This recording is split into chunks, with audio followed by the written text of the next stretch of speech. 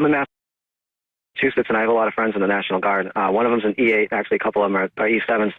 And one of them called his wife, who are good friends with the family, and told us, he was sent out to training 2 weeks ago. He was only supposed to be there for a week. So his wife gets a phone call, and he's telling her, hey, listen, I'm going to be out here longer. I don't know how much longer I'm going to be here, but there's something I got to tell you. And she says, what? And he says, listen, they have us doing a lot of weird stuff. He said, I've been out here training at night, and for the last week, we've been doing night training. And he said, basically, quote unquote, training. They have us loading live ordnance into the back of trucks under the complete cover of darkness.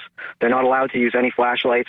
The buildings where they're getting the ordnance from, they're not allowed to have lights on. The trucks are not allowed to have lights on, and they're only allowed to use night vision. And he tells his wife, he said, hey, listen, you got to tell our friends, and I want you to do this. You need to go get extra batteries, and you need to fill up the gas cans for the generator and go get more gas cans.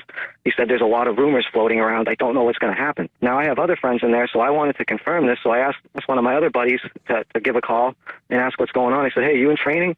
And he said, yeah, I'm in training. I'm in New York. He said, I'm only supposed to be here for 2 weeks, and now they're telling us they don't know how long we're going to be here. And I asked him, I said, are you training at night with live ordnance? And there was about an hour pause before a message came back.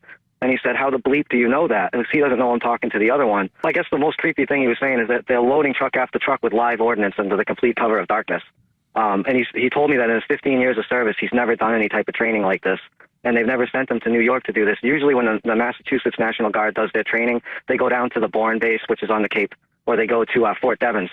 So they're over in New York doing this. Now, I don't know if you covered this, but the same week that they're there training, New York television released a public service announcement. It was a video, and it freaked a bunch of people out to the point where the governor had to respond to it, telling people what to do in the event of a nuclear explosion.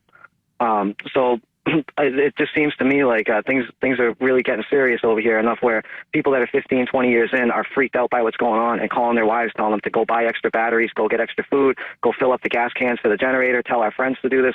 We don't know what's going to happen, but I guess there's a lot of rumors going around. And when she asked, what are the rumors going around, he told her, I really can't say anything on the phone, and I shouldn't even have said this to you on the phone. So I just want people to know, if you have friends in the Guard or you're in the Guard, you should be paying attention to what you're doing for training, because I'm pretty sure you're going to be doing this kind of stuff. And I hate to say it, but I really think something's going to happen in New York.